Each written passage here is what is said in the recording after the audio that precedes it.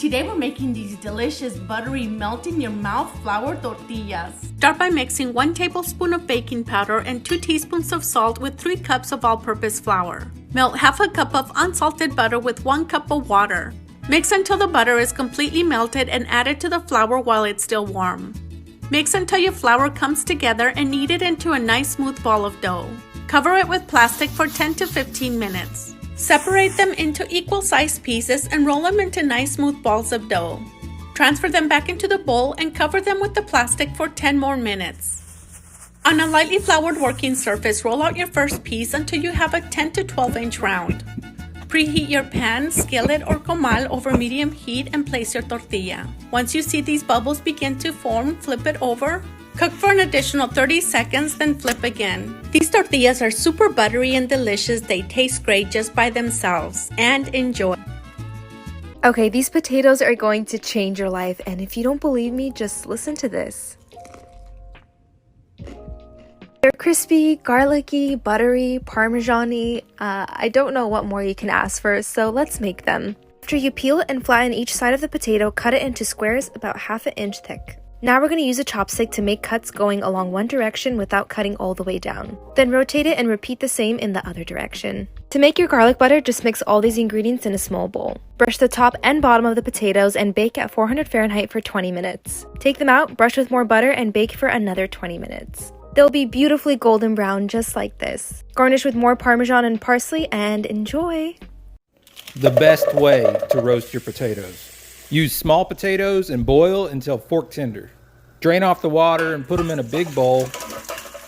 We're going to start with a generous amount of olive oil. You're going to do salt, pepper. We're going to go onion powder, garlic powder, crushed red pepper, fresh basil, fresh thyme. Get that all mixed together and dump it out on a lined baking sheet. Spread them out, give them a little room on every side, and then use a glass to smash them about a ½ inch thick. And then throw them in a 425 degree oven for about 30 minutes, but you're gonna wanna flip them halfway through. And you're gonna end up with a soft interior, crispy exterior, the best roasted potatoes you've ever had.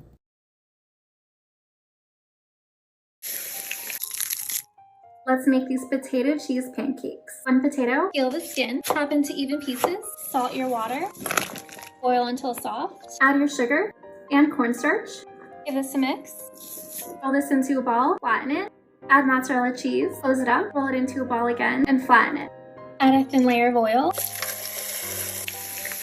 Hey everyone, it's Ariana, and today we're making the birria tacos that are taking social media by storm. These were honestly some of the best things I've ever put in my mouth. First, I rehydrated 3 guajillo chilies in hot water, and then seasoned up 2½ pounds of our beef roast with salt and pepper. Then I added it to a super hot pan and seared it on all the sides until it was nice and golden. This helps develop the flavor. Then I added about ½ an onion, which I broke up, and 5 cloves of garlic, sauteing that in the oil. Once the onions are translucent, add them to a blender along with the chilies, and a teaspoon of paprika, Mexican oregano, and cumin, plus a can of chipotles in adobo, a ½ cup of crushed tomatoes, and a 1/4 cup of vinegar, blending this up. Coat your meat in the sauce and then pop it in the fridge to marinate for a couple hours or overnight. Then add your meat to a pot with about 4 cups of broth and 6 cloves, a cinnamon stick, some bay leaves, and ½ an onion. After simmering this on medium-low for about 3 hours, it should be completely falling apart. And I just shredded it up with 2 forks, dipped the tortilla into the sauce, and then added it to a pan with some cheese, the meat, and more of the sauce, frying it on both sides till it was nice and crispy, and finishing them with some chopped onions and cilantro. Check out the full recipe on my Instagram where I reply to all my followers' comments.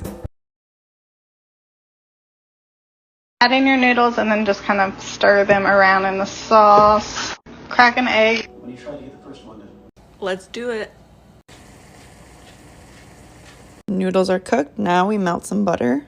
Throw in some garlic, soy sauce, red pepper flakes, brown sugar. Weird. Noodles. Stir around. And now we add an egg. The egg has been added. Weird. I added more red pepper flakes. Now some everything but the bagel seasoning. And now we taste test it. Smells good.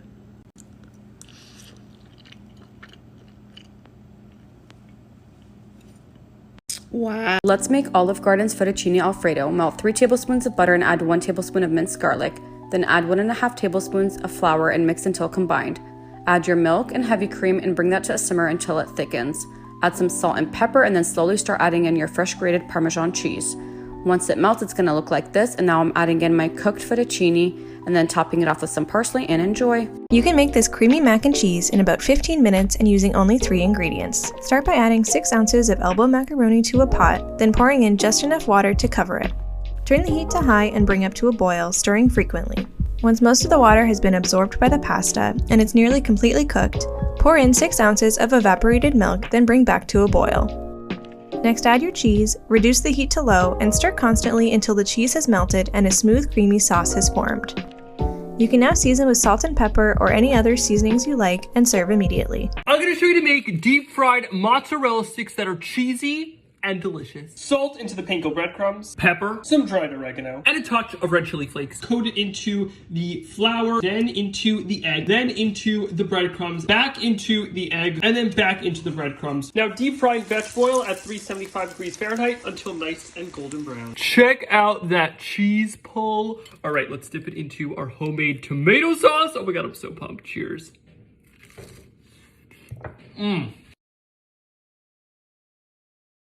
Let's make the viral baked feta pasta, but this time, let's make it with strawberries. Add a quart of strawberries to a baking dish, halved and stems removed. Drizzle liberally with olive oil, splash some white balsamic vinegar, then add some kosher salt and some fresh cracked black pepper. Then give them a good mix and arrange them cut side down around the outside of the dish to make room for the feta. Place your block of feta in the center of the strawberries, then drizzle with more extra virgin olive oil and crack some more fresh pepper on top. Then pop it in a 400-degree oven for 45 minutes. When it comes out, give it a good stir. You'll notice just like the tomatoes, the strawberries released a lot of their natural juices. Those juices combined with the melted feta really help to make that luscious sauce. Next, add a huge handful of basil, give it another stir, then add your pasta of choice. I had these super cute leaf-shaped pasta made with spinach, so that's what I added. I honestly wasn't sure how this was going to turn out. I thought this could be a disaster. I knew the flavors generally went well together, but still I had no idea. But let me tell you, I served this to several people. Everybody loved it.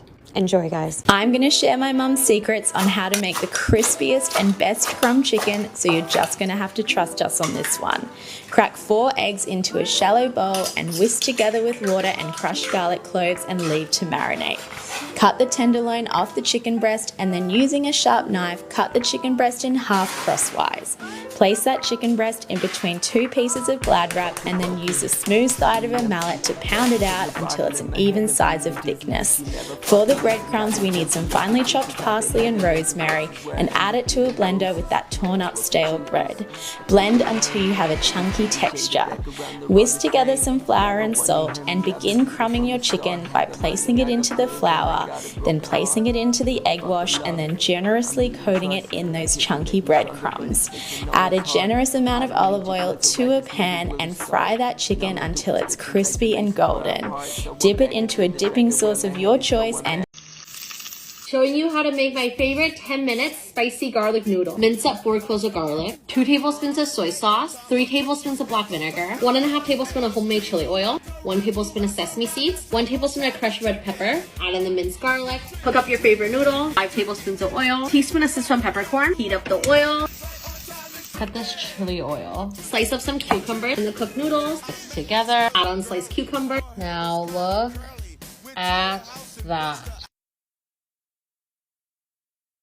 If your kids are picky like mine, this is the best meal to add to your dinner rotations.